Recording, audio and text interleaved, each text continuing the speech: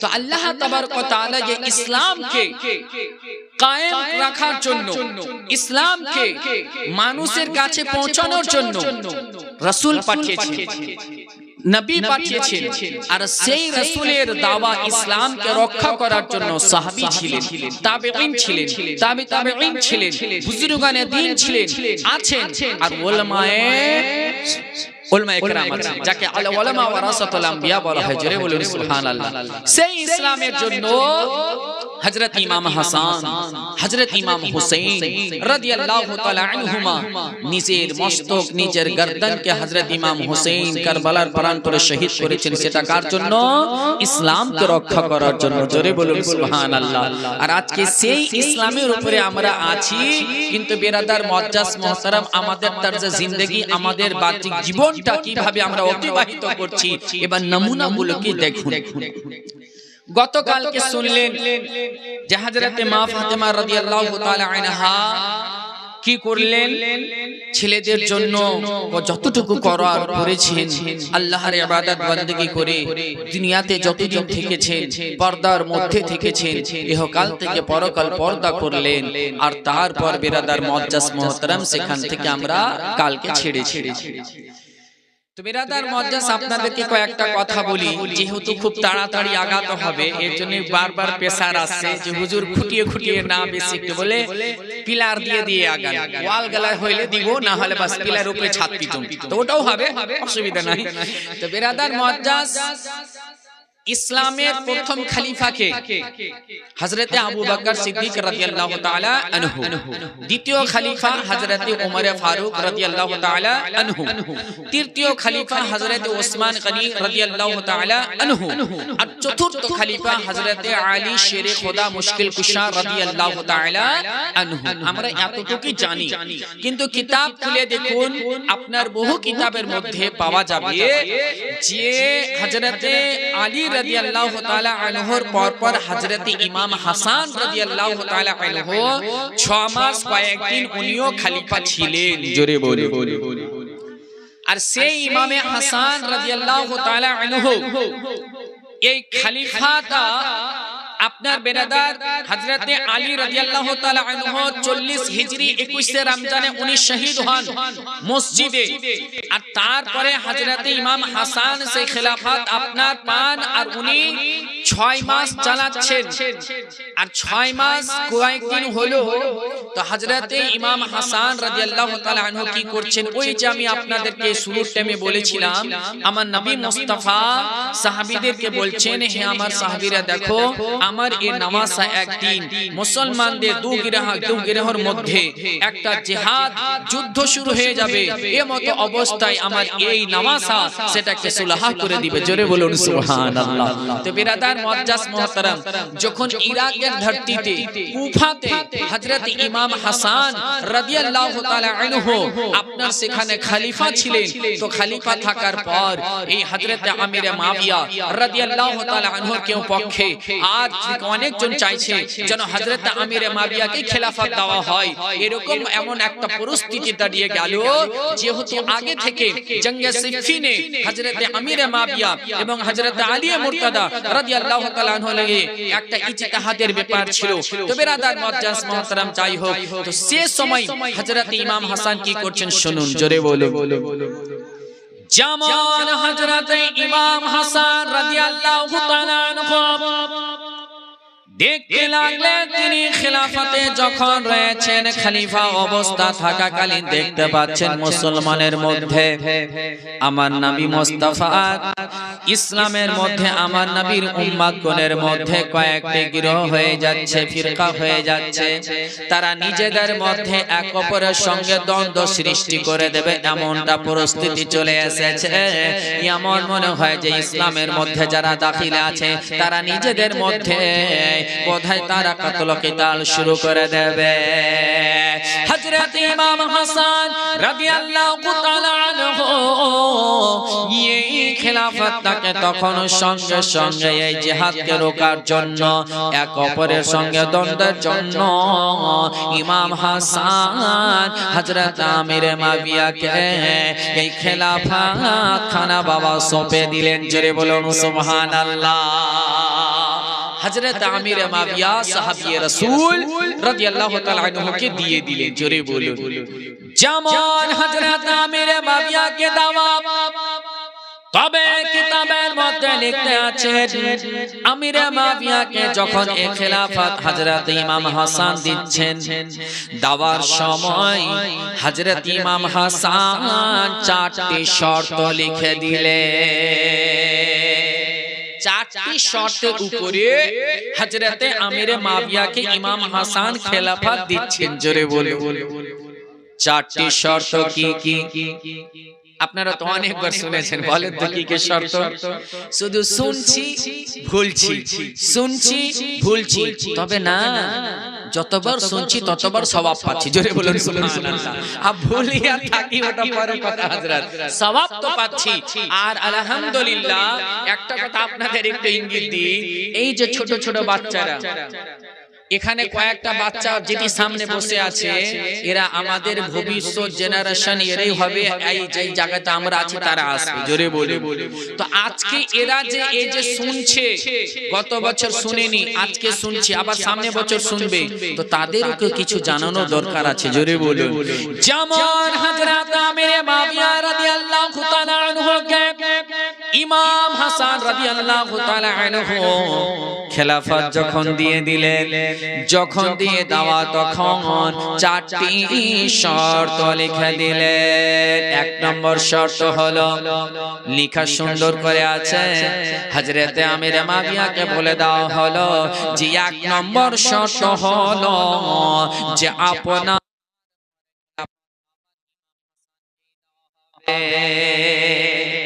আপনি যখন ইন্তেকাল হয়ে যাবে বা আপনি খেলাফত দিবেন, তো আপনার পরে ইমাম হাসানই পাবেন। জোরে বলুন। এটা 1 নম্বর শর্ত। 2 নম্বর শর্ত, প্রত্যেক বছরে ইমাম হাসান রাদিয়াল্লাহু তাআলা আনহুকে মদিনাতে পৌঁছে দিতে হবে 1 লাখ দিরহাম করে। জোরে বলুন সুবহানাল্লাহ। প্রত্যেক বছরে 1 লাখ দিরহাম আমির মাবিয়াকে দিয়ে দিতে হবে ইমাম হাসানের জন্য। 3য় শর্ত হলো, যেন মদিনা এবং ইরাকের মধ্যে কাউকে যেন হযরত আলী রাদিয়াল্লাহু তাআলা আনহুর উপরে বেশি করে কোন রকম করে কোনো কিছু অতটা খুদ করে না কিছু যাচাই করা হয়। যা হয়েছে, যা হয়ে গেছে সবকে বন্ধ করে দিতে হবে, নতুন আজ থেকে সব চালাতে হবে। জোরে বলে। 4র্থ আপনার শর্ত হলো, হযরত ইমাম হাসান সেটা শর্ত চুকিয়ে নিলেন যে আহলে বাইতের মান সম্মান বজায় রাখতে হবে এবং তাদের মালদের হেফাজত করতে হবে এবং আহলে বাইতের হেফাজত করতে হবে। এটা না যে তাদেরকে বিদ্রুপ করব, তাদের ব্যাপারে কোনো কিছু করবে। এই শর্তের উপরে দেওয়া হলো। যেমন দিয়ে দেওয়া হযরত আমির মাবিয়া রাদিয়াল্লাহু তাআলা আনহু শর্ত মঞ্জুর করে নিলেন। তিনি এই শর্তগুলো মেনে নিলেন। মেনে নেওয়ার পর আমির মাবিয়া এবার বাবা আপনার খলিফা মুনতাখিব হয়ে গেলেন। কিন্তু বাবা আমির মাবিয়া হয়ে যাওয়ার পর যারা ইমাম হাসান রাদিয়াল্লাহু তাআলা আনহুকে ভালোবাসেন, যারা এত মহব্বত করেন, কিন্তু আমির মাবিয়াকে দিয়ে দেওয়া হলো, কিন্তু তারা এটাকে সহ্য করতে পারে না। তাদের অন্তরে একটু মনে হচ্ছে নারাজগি ইজহার হচ্ছে, প্রকাশ্য হচ্ছে। এইভাবে আপনার দিন চলতে থাকে। আর সেখান থেকে হযরত ইমাম হাসান চলে গেলেন আপনার মদিনাতে। 41 হিজরিতে হযরত ইমাম হাসান হযরত আমির মাবিয়াকে খেলাফত দিয়ে সেখান থেকে চলে গেলেন। মদিনায় যাওয়ার পর ইমাম হাসান রাদিয়াল্লাহু তাআলা আনহু 10 বছর সেখানে থাকলেন, সেখানে দ্বীন ও তাবলীগের কাজ করতে আছেন। এবার যখন হযরত ইমাম হাসানের 50 বছর আপনার হযরত ইমাম হাসানের কোন জায়গায় বলছেন 50 বছর, কোন জায়গায় 48 বছর। তিনার বয়স যখন পৌঁছে গেল তো অনেকে আপনারা জহরের ব্যাপারে, বিশ্বের ব্যাপারে শুনেছেন। হযরতে ইমাম হাসান রাদিয়াল্লাহু তাআলা আনহুকে আপনার বাবা জহর দেওয়া হয়েছে। এমন জহর দেওয়া হয়েছে হযরত ইমাম হাসান রাদিয়াল্লাহু তাআলা আনহু সে জহর দেওয়া, সে জহর পান করে নিয়েছে। পান করে নেওয়ার পরে ভিতরে এমন বাবা আপনার জ্বালা শুরু হয়েছে, এত জ্বালা শুরু হয়েছে যে ভিতর থেকে কলেজা টক টক করে কাটতে শুরু হয়ে গিয়েছে। এমন অবস্থায় হযরত ইমাম হোসেন রাদিয়াল্লাহু তাআলা আনহু ইমাম হাসান রাদিয়াল্লাহু তাআলা আনহুর কাছে উপস্থিত হয়ে গেছে। ওরে ভাই, তোমার এমন কেন অবস্থা ভাই? বলো বলো তোমার কেমন হয়েছে? বলে ভাই হোসেন রে, আমি জহর খেয়ে নিয়েছি, আমি বিষ পান করে নিয়েছি। যেমন বলে দেওয়া হযরত ইমাম হোসেন ভাইকে জিজ্ঞাসা করছে, ওরে ভাই এ জহর কে দিয়েছে? বল রে ভাই বল, ভাই কে কাজ করেছে? তোমাকে বিষ কে পান করিয়েছে? হযরত ইমাম হাসান বলছেন, ও ভাই আমাকে যে বিষ দিয়েছে তুমি তার কি করবে? তুমি কি তাকে কতল করবে? ইমাম হোসেন রাদিয়াল্লাহু তাআলা আনহু বলছেন, জি হ্যাঁ, আমি তাকে কতল করে দেব। হযরত ইমাম হাসান বলতে আছেন, ওরে ভাই হোসেন শোন, আমি যাকে মনে করি যদি সে না হয়, তাহলে তুমি যদি তাকে কতল করে দাও তাহলে এটা তার জন্য এটা অজান্তে কতল হয়ে যাবে। ইমাম হাসান কোন নাম বললেন না, এটাই বললেন, ওরে ভাই হোসেন আমাকে যে বিষ দিয়েছে রে ভাই, আমি তাকে আল্লাহর সুপুর্দ করে দিলাম, আল্লাহর কাছে সঁপে দিলাম, তার বিচার আল্লাহই করবে। জোরে বলুন সুবহানাল্লাহ।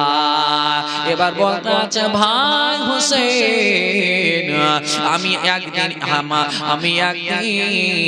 আমার নানি আয়েশার কাছে আমি আবেদন করেছিলাম, নানি আমার ইন্তেকালের পরে আমি চাই আমার যেন তাদফিনটা মাদফুনটা আমার যেন দাফন করা হয় আমার নবী আমার নানা মুস্তাফার রওজার কাছে।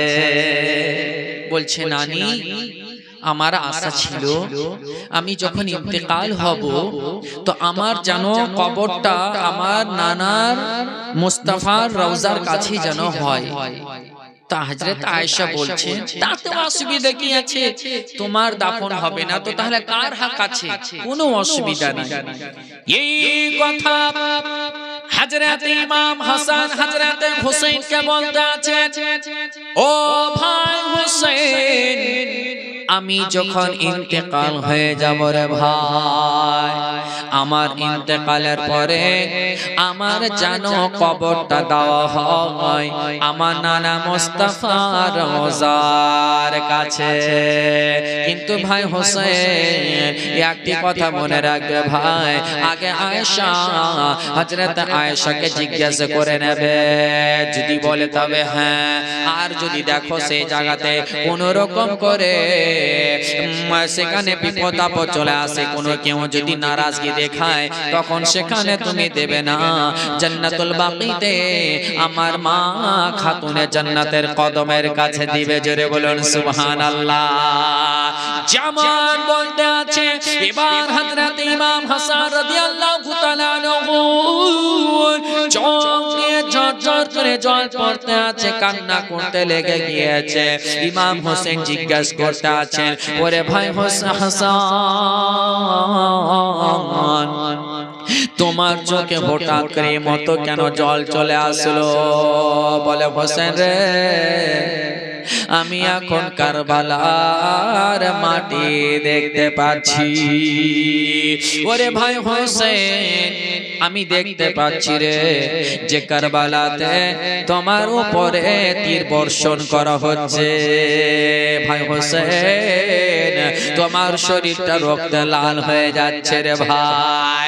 ওরে ভাই হোসেন, আমি দেখতে পাচ্ছি তোমার লাখতে জিগার আলী আকবরের গোশত মনে হচ্ছে হাওয়ায় উড়ছে রে। আর তোমার ছোট ছেলে আলী আসগরের শির গলাতে যেন তীর দেওয়া হচ্ছে। আমি দেখতে পাচ্ছি আমার বোন যায়েনাবের খিমাকে জ্বালিয়ে দেওয়া হয়েছে। এমতো আমি দেখতে পাচ্ছি ভাই। তবে একটা কথা বলি রে ভাই, ওই কারবালার প্রান্তরে তুমি সাবিত কদম থাকিও রে ভাই, জানো আমার নানা মুস্তাফার দিনে কোনো দাগদার না লাগে। ইমাম হোসেন বলতে আছে, ও ভাই তুমি চিন্তা করো না, কারবালার প্রান্তরে আমি নিজের মস্তকখানা পর্যন্ত নানা মুস্তাফার দিনের জন্য, নানা মুস্তাফার ইসলামকে রক্ষা করার জন্য আমি তাতেও রাজি আছি, তুমি চিন্তা করো না। ইমাম হাসান বলতে আছে, হোসেন রে আমি তোমার কাছে দিয়ে গেলাম আমার লাখতে জিগার, তুমি কাসিমের খেয়াল রাখিও। জোরে বলো। যেমন বলতে আছে, এবার দেখতে আছে হযরতে হাসান রাদিয়াল্লাহু তাআলা আনহুর আরো যেন শরীরের রং পরিবর্তন হয়ে গেল, ঘাবড়িয়ে গিয়েছে। মুখের চেহারার অলৌকিক মানে আপনার যেমন ছিল তেমন চেহারা ভয়ানক, আপনার মনে হচ্ছে পরিবর্তন হচ্ছে। বিষের আপনার যেমন যেমন জহর শরীরের মধ্যে ভিনে যাচ্ছে, ভিতর থেকে কিতাবের মধ্যে লেখা আছে ওই বিষ পান করার চোপার ভিতরে কলেজা পর্যন্ত 70 টুকরা হয়ে গিয়েছে। আল্লাহু আকবার। এত বাবা এবার হযরত ইমাম হাসান কাই করতে লেগেছে, কাই করতে গিয়ে ভিতর থেকে আপনার কলেজা ছিঁড়ে চলে আসে মতো অবস্থা। হযরত ইমাম হাসান বলছে, ভাই রে এমন কেন হয়ে গেল রে ভাই। এবার দেখতে দেখতে আর ইমাম হাসান দুনিয়া থেকে বাবা পরওয়াজ করছে। হযরত ইমাম হাসান রাদিয়াল্লাহু তাআলা আনহু আপনার দুনিয়া থেকে চলে যাচ্ছেন 50 হিজরিতে সফর মাসের 28 তারিখে দুনিয়া থেকে পর্দা নিচ্ছে। হযরত ইমাম হাসানের পর্দা হয়ে যাওয়ার পর এবার ইমাম হোসেন রাদিয়াল্লাহু তাআলা আনহু কাফন তাপন পরিয়ে দেওয়ার পরে জানাজার পরে এবার যেমন ওসিয়ত করেছিলেন তেমন ওসিয়ত মোতাবেক আমার নবী মুস্তাফা রওজা মোবারকের কাছে নিয়ে চলে গেলেন। যাওয়ার পরে হযরত আয়েশা সিদ্দিকা রাদিয়াল্লাহু তাআলা আনহা ইমাম হোসেন বলতে আছে, নানি আমার ভাই হোসেনকে আমরা দাফন করব রওজা আমার নানার মুস্তাফা রওজার কাছে। হযরত আয়েশা বলছে, আমার কোনো দ্বিধাবোধ নাই, কোনো অসুবিধা না, যাও আমার কোনো অসুবিধা নাই, যাও তোমার নানা মুস্তাফার কদমের কাছে তোমরা দাফন করো। যেমন যাবে ঝামেলা করতে চলে আসলো মারওয়ান এসে বলছে, না না এখানে দাফন করতে দেওয়া হবে না। এমত অবস্থা চলে আসলো, ইমাম হোসেন হয়তো তরবারি বের করবেন, সঙ্গে সঙ্গে আবু হুরায়রা সে জায়গায় পৌঁছে গেলেন। জোরে বলুন সুবহানাল্লাহ। আবু হুরায়রা রাদিয়াল্লাহু তাআলা আনহু ইমাম হোসেনকে বলতে আছেন, ওরে হোসেন তুমি তো জানো হোসেন তোমার ভাই হাসান ওসিয়ত করে গিয়েছিল যদি কোনো রকম সেখানে দ্বিমত দাঁড়ায় তাহলে আমাকে জান্নাতুল বাকি মা ফাতেমা রাদিয়াল্লাহু তাআলা আনহার কদমের কাছে দাফন করবে। জান্নাতুল বাকিতে মা ফাতেমার কদমের কাছে ইমাম হাসানের সেখানে কবর দেওয়া হলো। জোরে বলুন সুবহানাল্লাহ। এবার বিরাদার মুআজ্জাজ মুহতারাম হযরত ইমাম হাসানের কাফন দাফন হয়ে যাওয়ার পর এবার চলে আসছে আপনার পাঠ হযরত ইমাম হোসেনের কাছে। জোরে বলুন। হযরত ইমাম হোসেন রাদিয়াল্লাহু তাআলা আনহুর কাছে যখন হযরত আমিরে মাবিয়া রাদিয়াল্লাহু তাআলা আনহু ইন্তেকাল করলেন, তো ওই খেলাফতটা নিয়ে নিল কে? ইয়াজিদ। কিন্তু পায় কে? হযরত ইমাম হুসাইন। তো ইয়াজিদ যখন নিয়ে নেয়, তো ইয়াজিদ তখতে বসার পরই সর্বপ্রথম তার মানে কত মন্তব্য খারাপ, বসেই সর্বপ্রথমে চিঠি পাঠিয়ে দিল যে চারজন যেন ইয়াজিদের বায়াত করে, গ্রহণ করে। যেমন ইয়াজিদ খেলাফতের আপনার তখতে বসেছে, তখতে বসে যাওয়ার পরে সঙ্গে সঙ্গে হুকুম জারি করে দিল, সর্বপ্রথম চারজনের জন্য চিঠি লিখে পাঠিয়ে দিয়েছে। আব্দুল্লাহ বিন জুবাইর, আব্দুল্লাহ বিন উমর, আর আব্দুর রহমান বিন আবি বকর, আর ইমাম হোসেন বিন আলী। জোরে বলুন সুবহানাল্লাহ। এই চারজন যেন আমার আগে বায়াত গ্রহণ করে। এবার হযরত ইমাম হোসেন রাদিয়াল্লাহু তাআলা আনহুকে দারুল আমানে নিয়ে আসার পর এই খবরখানা বলতে আছেন, ওরে হাসান, ইয়াজিদ বায়াত গ্রহণ করার জন্য বলেছে। যেমন বলে দেওয়া ইমাম হোসেন রাদিয়াল্লাহু তাআলা আনহু বলতে আছেন, এটা কোনোদিনই হতে পারে না, আমি কোন রকম করে আমি বায়াত গ্রহণ করব না।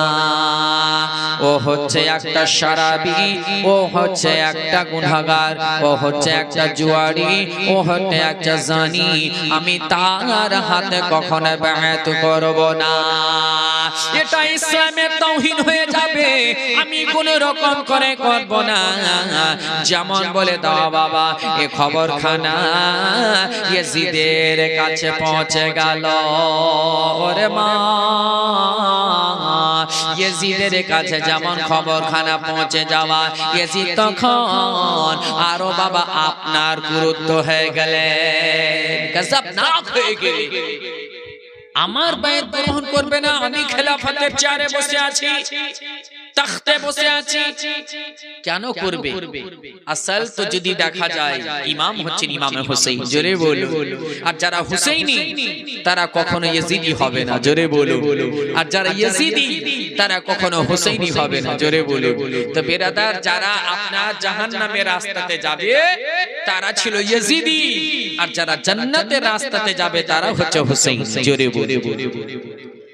যেমন বাবা এই কথা বলে দেওয়ার পরে তখন ইমাম হোসেন রাদিয়াল্লাহু তাআলা আনহুর কাছে ওই কুফা থেকে বারবার চিঠির উপরে চিঠি আসতে আরম্ভ করে। একটা নয়, দুটা নয়, বারবার চিঠি আসতে শুরু করে দেয়। যখন চিঠি আসে তখন হযরতে ইমাম হোসেন মক্কায় ছিলেন, জোরে বলুন সুবহানাল্লাহ। হযরতে ইমাম হোসেনের কাছে বারবার এটে চিঠি আসে, হুজুর আপনি আমাদের কুফাতে আসে, আমরা এখানে 1 লাখ মানুষ আপনার হাতে বায়াত গ্রহণ করব। হযরত ইমাম হোসেনকে চিঠি লিখে পাঠাচ্ছেন। এটাই চিঠি যে হুজুর আমরা কুফাবাসী 1 লক্ষ আপনার হাতে আমরা বায়াত করব। যেমন চিঠিগুলো লিখে পাঠায়, চিঠির উপরে চিঠি চলে আসছে, বলে হুজুর আপনি তাড়াতাড়ি করে কুফা আসেন। এই কুফাতে আসার পরে হুজুর আমরা আপনার হাতে বায়াত গ্রহণ করব। এর জন্য ইয়াজিদ আমাদের উপরে অনেক জুলুম করছে, তার মাক্কারি অনেক রয়েছে, আমরা তার হাতে বায়াত হব না, আমরা আপনাকে ইমাম মানি এবং আপনার হাতে আমরা বায়াত গ্রহণ করব। যেমন বলতে আছে ইমাম হোসেন তখন বলতে আছেন, যদি 1 লাখ কুফাবাসী আমার হাতে বায়াত করে নেয় তাহলে নানা মুস্তাফা দিনের কেউ কোনো ক্ষতি করতে পারবে না।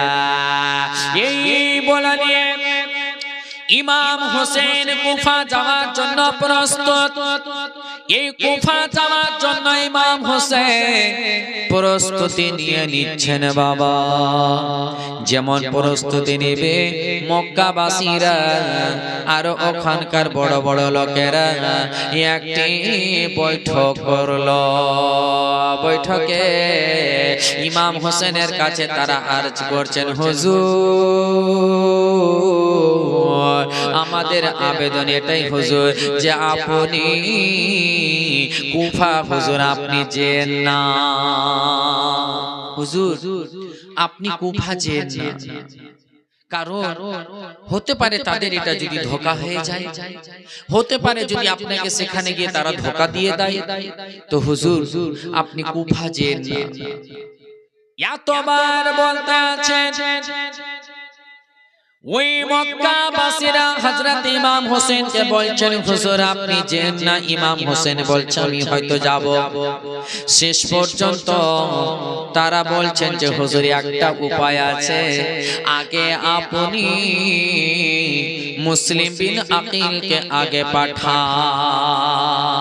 হুজুর আপনার চাচাতো ভাই মুসলিম বিন আকিলকে আপনি পাঠান, সে আগে গিয়ে সেখানকার পরিস্থিতি দেখবে, তারপরে সেখান থেকে যদি ভালো হয়, সে সেখানকার পরিস্থিতি যদি ভালো থাকে আপনাকে খাত পাঠাবে, চিঠি পাঠাবে ইমাম মুসলিম, আর আপনি সে অনুযায়ী তখন আপনি রওনা হবেন। জোরে বলে যেমন বলা হযরত ইমাম হোসেন রাদিয়াল্লাহু তাআলা আনহু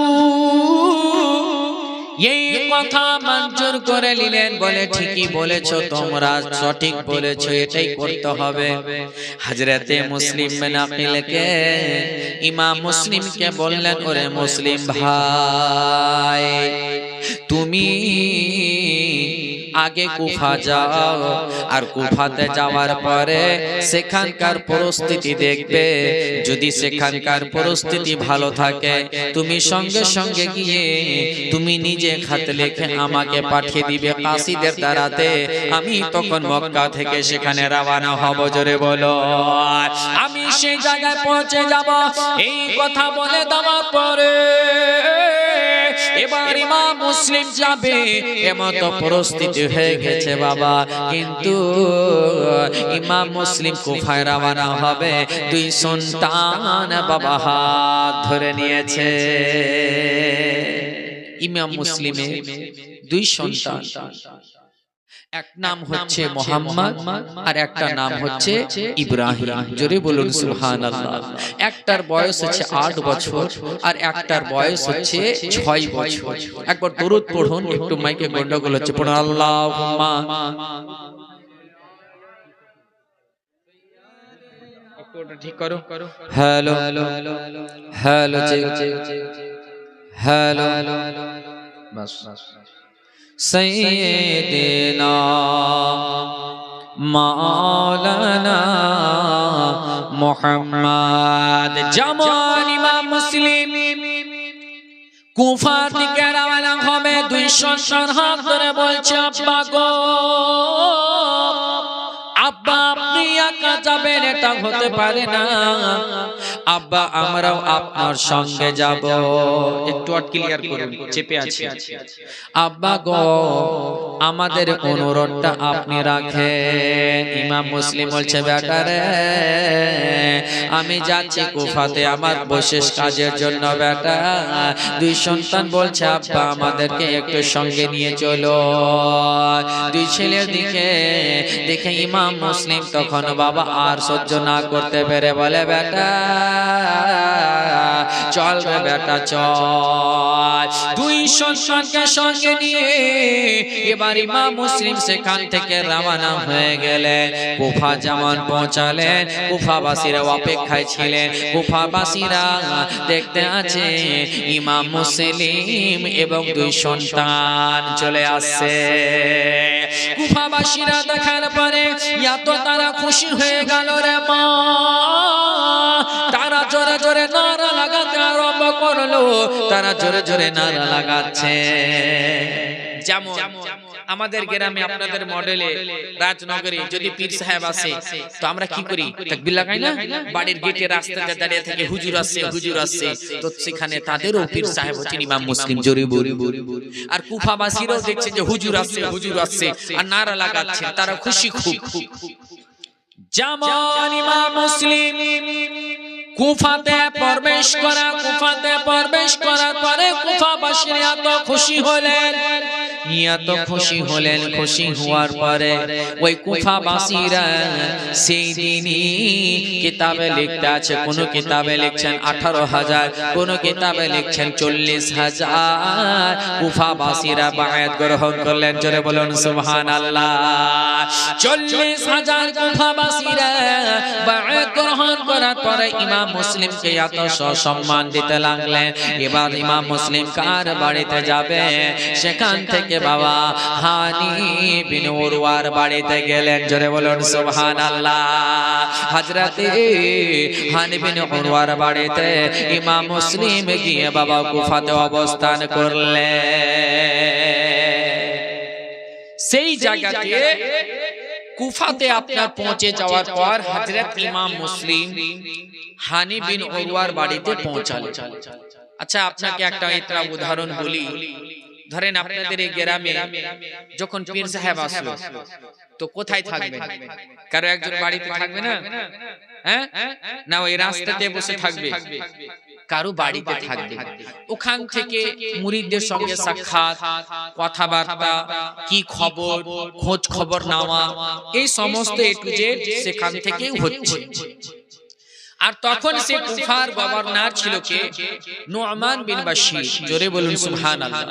ওই নু'মান বিন বাশির তখন কুফার হচ্ছে গভর্নর, মানে তিনার নেতৃত্বে সেই কুফাররা বাসীরা চলতেন।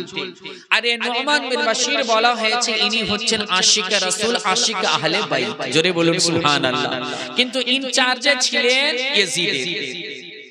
এজিদের ইনচার্জে ছিলেন, কিন্তু এজিদের যে মাক্কারি, তার এজিদিয়াত, তার হুকুম, কিন্তু এখানে উনি কোনো খারাপ হুকুম নাফিজ করতেন না। জোরে বলে লাগু করতেন না, যেটা ভালো সেই হিসাবে চালাতেন। এরকম হয় না বাপ? একটু আর আপনাকে বুঝাই। ধরেন যে মুখ্যমন্ত্রী, আপনাদের আমাদের পশ্চিমবঙ্গের যে মুখ্যমন্ত্রী, তার পার্টির লোক হচ্ছে কি এমএলএ, তার পার্টির লোক এমএলএ তার জেলার কাছে তার এক একটা বিধানসভা এক একটা চালাচ্ছে, এক একটা এমপি যারা পার্টির তারা নিজের অর্ধেক জেলা চালাচ্ছে, চালায় না? চালায় কি চালায় না? তো বিরাদার মুআজ্জাজ মুহতারাম, এরকমই ধরে এক একজনের হচ্ছে দায়িত্ব। তো ওই কুফার দায়িত্বটা ছিল হযরতে নু'মান বিন বাশির। জোরে বলে যে নু'মান বিন বাশির আশিকে রাসূল, আশিকে আহলে বাইত ছিলেন, উনি তখন সেখানকার গভর্নর ছিলেন। আর যেদিনই হযরতে ইমাম মুসলিম কুফায় পৌঁছায়, সেদিনই তিনার কানে খবর পৌঁছে গেছে, কিন্তু সে কোনো রকম করে কিছু বলেননি। এবার দেখতে আছে ইমাম মুসলিমের আসার খবর বনি উমাইয়া থেকে, বনি উমাইয়ার গোত্র থেকে একজন ব্যক্তি এই ঘটনাগুলো দেখতে আছে যে দিন বাই দিন ইমাম মুসলিমের কাছে সবাই বায়াত গ্রহণ করছে। সবাই ইমাম হুসাইন রাদিয়াল্লাহু তাআলা আনহু জন্নতার সাথে যে হুজুর নামাজে রাসূল কখন আসবে, ইমাম হোসেন কুফায় কখন আসবে, এই এরকম পরিস্থিতিতে ইমাম মুসলিম যখন দেখলেন যে কুফাবাসীদের অবস্থা খুব ভালো, কুফাবাসীদের অবস্থা দেখে সঙ্গে সঙ্গে ইমাম মুসলিম বাবা একখানা চিঠি লিখে কাসিদের দ্বারাতে ইমাম হোসেনের কাছে রওনা করে দিলেন। লিখলেন, হুজুর আমি যখনই কুফাতে পৌঁছালাম, পৌঁছানোর পরে কুফাবাসীরা আমার খুব ইস্তেকবার করলো, আমার সম্মান করলো, আর সঙ্গে সঙ্গে সেই দিনই 40,000 কুফাবাসী আমার কাছে বায়াত হয়েছে। হুজুর আপনি চলে আসেন, এই জায়গাতে কোনো সমস্যা নেই, আপনার ইস্তেকবালের জন্য, আপনার হাতে বায়াত হওয়ার জন্য কুফাবাসীরা আকাঙ্ক্ষিত লালায়িত, জোরে বলুন। এইভাবে করে লিখে, যা লিখতে হয় চিঠিতে লিখে কিন্তু পাঠিয়ে দেয়। একটু আর একবার জোরে দরুদ পড়ুন তো, আল্লাহুম্মা। ক্লিয়ার হচ্ছে না? আর একটু আপনি দেখেন তো মাইকটা, আমার ইন্টারেস্ট লাগছে না এখন। সাল্লি আলা সাইয়্যিদিনা, আওয়াজটা চেপে আছে, মাওলানা মুহাম্মদ ওয়া আলা আলিহি সাইয়্যিদিনা, মাওলানা মুহাম্মদ সাল্লাল্লাহু তাআলা আলাইহি ওয়াসাল্লাম কে নেহে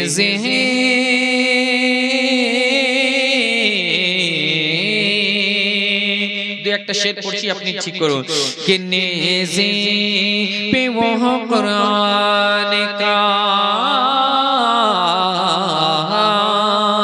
नेज़े पे वो कुरान का पढ़ना हुसैन का, मोहब्बत अरे नेज़े पे वो कुरान का पढ़ना हुसैन का, छुड़छे कि नेज़े पे वो कुरान का पढ़ना हुसैन का, दुनिया से मुख्तलिफ है तरीक़ा हुसैन का, दुनिया से मुख्तलिफ है तरीक़ा हुसैन का, कि नेज़े पे वो कुरान का पढ़ना हुसैन का, कि दुनिया से मुख्तलिफ है तरीक़ा हुसैन का। शेर हाजिर करता हूँ कि पलके बिछाए बैठे हैं यादें हुसैन में, कि पलके बिछाए बैठा है यादें हुसैन में, करता है इंतज़ार,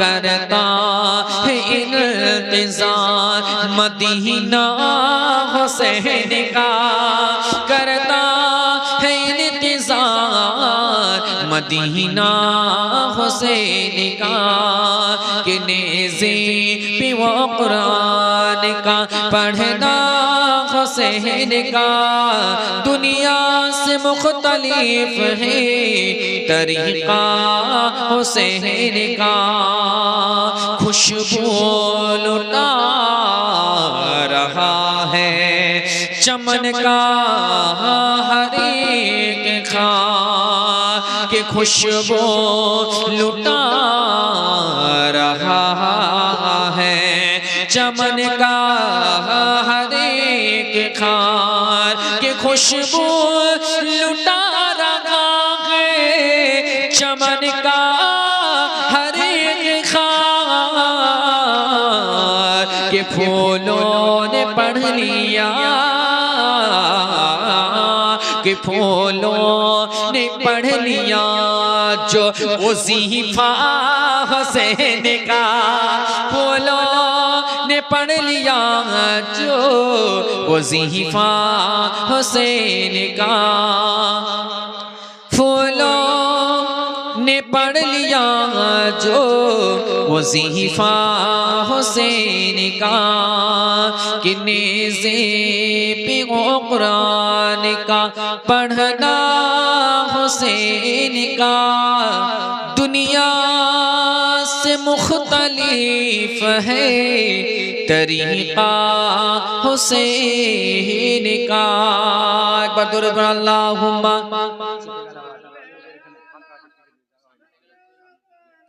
ওটা ঠিক করো, ওটা ওয়ালা আলে সাইয়্যিদিনা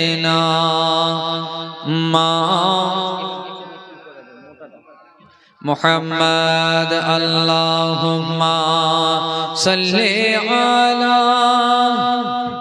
ওখানে এবার ঠিক করবা তো হচ্ছে কি একটু হালকা দেখো তারপর ছেড়ে দিয়ে মুহাম্মদ ওয়ালা আলে সাইয়্যিদিনা। এটাই মেন রোগ ছিল। মাওলানা মুহাম্মদ অ্যাকচুয়ালি ড্রাইভারই বুঝতে পারে যে কোনটা চাকা ঘাস ঘাস করছে, কোনখানে আপনার বেরে গাড়ি ডোলমোল করছে, এটা ড্রাইভার বুঝতে পারে। বুঝতে পারলেন কিনা? তো যাই হোক বিরাদার মুআজ্জাজ মুহতারাম, আমার মা বোনদেরকে একটু অনুরোধ করে বলবো যে এখানে কিছুটা জায়গা ফাঁকা আছে, মা একটু চলে আসেন। হ্যাঁ বিরাদার মুআজ্জাজ মুহতারাম, আমার মা বোনেরা পিছনে অনেকটা আস্তে আস্তে যাক আলহামদুলিল্লাহ বোঝা যাচ্ছে আপনাদের উন্নতি হচ্ছে, কারণ যে আস্তে আস্তে ভালোই বাড়ছে তার মানে আলহামদুলিল্লাহ আমাদের জীবনী সাকসেসফুল আছে। জোরে বলুন সুবহানাল্লাহ। আর আস্তে আস্তে কমতে গেলে মানে বাস সাকসেসফুল বুঝতে পারা যেত না। তো যাক আলহামদুলিল্লাহ। তো বলছিলাম যেমন কুফাতে ইমাম মুসলিমের এই আস্তে আস্তে কুফাবাসীরা দেখতে পাচ্ছে আস্তে আস্তে আপনার ইমাম মুসলিম রাদিয়াল্লাহু তাআলা আনহুর দিকে সবাই অগ্রসর হচ্ছে। সবাই আস্তে আস্তে ইমাম হোসেনের জন্য লালায়িত আছে। ইমাম হোসেনের আসার জন্য তারা লালায়িত। এবার সেই জায়গাতে এ বনি উমাইয়ার যে ব্যক্তি যারা দেখতেছে সে তখন চলে গেল নোমান বিন বাশিরের কাছে। নোমান বিন বাশিরের কাছে যে বলতে আছে, ও নোমান, কুফাতে যেভাবে করে ইমাম মুসলিমের কাছে একের পর এক বাইত করতে আছে ইমাম হোসেনের জন্য তারা লালায়িত, এমন অবস্থা তুমি কি দেখতে পাও না? তোমাকে যে ইয়াজিদ মাসে মাসে তানখা দেয়, এই তানখা যে নিচ্ছ ইয়াজিদের তুমি কি কাজ করছো বলো? নোমান বিন বাশির বলছে আজ এতে কি হয়েছে বলো? বলছে সঙ্গে সঙ্গে আগে তুমি তাড়াতাড়ি ইমাম মুসলিমকে গ্রেফতার করো, তাকে কয়েদ করে নাও আর ইয়াজিদের কাছে খবর পৌঁছে দাও। এই মত বলতে আছে বাবা। তখন নোমান বিন বাশির বলছে না না, এটা কোনোদিন হতে পারে না, এটা কখনো হবে না। ও হচ্ছে নবী মুস্তাফা নওয়াসা, আমি তার উপরে কোনো জুলুম করতে পারবো না। এর জন্যই আজ যদি আমি কোন রকম করে একটু গোস্তাখি করে দিই, একটু বেয়াদবি করে দিই, কাল কিয়ামতে নবী মুস্তাফার কাছে মুখ কি করে দেখাবো? এমন কথা বলতে আরম্ভ করে দিয়েছে। এই বনি উমাইয়ার থেকে যে ব্যক্তি রয়েছে, এই ব্যক্তি কথাবার্তা শুনে বুঝে গিয়েছে এ আর ইয়াজিদের না, এ হচ্ছে ইমাম মুসলিমেরই গোলাম। যেমন বুঝে যাওয়া বাবা এই খবরখানাকে এই দাজ্জাল কি করলো, তখন ইয়াজিদের কাছে পৌঁছে দিল। পৌঁছে একজন কাসিদকে পাঠিয়ে দিল ইয়াজিদের কাছে। ইয়াজিদ যেমন ভাবে কুফাবাসীরা ইমাম হোসেনের জন্য লালায়িত, আর তোমার এখানে হুকুমত চলবে না, এখানে তোমার কোনো অর্ডার চলবে না, তোমার কথা কেউ মানবে না, তোমার কাছে আর কেউ বায়াত হবে না, না হলে তুমি তাড়াতাড়ি করে গভর্নর চেঞ্জ করো। কত বদমাশ! এ কি করলো? এ বনি উমাইয়া থেকে একজন গিয়ে সেখানে একজনকে পাঠিয়ে দিল, সে কাসিদ যে ওয়াজির, তোমার কুফাতে যে গভর্নর রয়েছে সে কিন্তু তোমার হুকুম মানে না, তোমার অনুযায়ী কাজ করে না। এখানে ইমাম মুসলিম চলে এসেছে আর ইমাম হোসেন আসলেন। এখন তুমি ভাবো কি করবা? যেমন খবরখানা ইয়াজিদ যখন দেখলো চিঠিতে কুফাতে চলে গিয়েছে ইমাম মুসলিম, আর সেই জায়গাতে আমার দাওয়াত যে গভর্নর দাওয়া রয়েছে সেই কিন্তু আমার কথা অনুযায়ী আমার হুকুম সেখানে চালাচ্ছে না। ইমাম মুসলিমকে এখনো গ্রেফতার করেনি। ইমাম হোসেনের জন্য যে তারা লালায়িত, তাদেরকে কিছুই বলছে না। এবার সঙ্গে সঙ্গে এই তখন ইয়াজিদ করলো কি, ইবনে জিয়াদকে বাবা বাসরা থেকে কুফা পাঠিয়ে দিল। ইবনে জিয়াদের কাছে চিঠি পাঠিয়ে দিল, হুকুমনামা লিখে যে হে ইবনে জিয়াদ, তুমি বাসরা থেকে, ওখান থেকে তুমি সঙ্গে সঙ্গে কুফা চলে যাও, আর কুফাতে যে নোমান বিন বাশির কাছে গভর্নর রয়েছে তাকে গ্রেফতার করে নিয়ে আর তুমি সেখানকার তুমি গভর্নর হয়ে যাও। এবার বাসরাতে কাকে দিবে? এবার বাসরাতে অন্য একজনকে কুফাতে আপনার বাসরাতে গভর্নর করে দিল। আর সেখান থেকে ইবনে জিয়াদ তখন সেখান থেকে চলে আসলো কুফা। এবার কুফাতে প্রবেশ কেমন করে করবে? তো তার মাক্কারি তো আছে একটা ভাই, কি বাপ শয়তান লোকের, শয়তান বুদ্ধি বেশি হয়, কি করে মানুষকে চক্রান্তে ফেলতে হবে ওর জানা আছে। বুঝতে পেরেছেন কিনা? যেমন বেরাদার মুআজ্জাজ মুহতারাম, এবার কি করেছে যে ওই আপনার ইবনে জিয়াদ জানছে যে কুফাবাসীরা ইমাম হোসেনের ইন্তজার করছে, তারা মুনতাজি যে ইমাম হোসেন কখন আসবে। তো ইমাম হোসেনের মতো করে ও চাইছে যে আমি এমন ভাবে সেখানে প্রবেশ করব যে তারা যেন ভাবে এটা ইমাম হোসেন আসছে। জোরে বলে যেমন এবার ইবনে জিয়াদ কুফাতে কিভাবে প্রবেশ করবে কিতাবের মধ্যে বর্ণনা করা আছে যে ইবনে জিয়াদ করলো কি একটি লেবাস পরলো, হাজাজি লেবাস আপনার পরে নিল। আর হাজাজি লেবাস পরে নেওয়ার পর ওই হাজাজি রাস্তা দিয়ে কুফাতে প্রবেশ করছে। কুফাবাসীরা আপনার দেখে আপনার আনন্দিত হয়ে গেলে, খুশিতে আত্মহারা হয়ে গেলে। তাদের খুশির কারণ হলো এটাই রে মা, তারা ভাবছে এ কুফাতে ইমাম হোসেন চলে এসেছে। তারা জোর সোর নারা লাগাচ্ছে, মারহাবা মারহাবা, হে আলীর ছেলে নওয়াসায়ে মুস্তাফা। ইমাম হোসেনের জন্য ইস্তেগফার নারা আপনার ব্যাপার ইস্তেকবাল লাগাচ্ছে, তারা ইস্তেকবাল করছে, নারা লাগাতে আছে। আর এদিকে মুখ নিচা করে ইবনে জিয়াদ চলে যাচ্ছে। এবার কিন্তু বাবা হানি ইবনে উরওয়া রাদিয়াল্লাহু তাআলা আনহু দেখতে আছে কি যে এই লোকটি কেন, ইমাম হোসেন যদি হতো তাহলে মুখ ঢেকে আসতো না। কারণটা কি? একটা দুই পা করতে করতে ইবনে জিয়াদের কাছে বাবা পৌঁছে গেলে। ইবনে জিয়াদের কাছে গিয়ে বলছে কে তুমি? তখন কিছু বলে না, তখন সঙ্গে সঙ্গে ওই হানি তখন তার বাবা এই হিজাব খানাকে টেনে নিলে।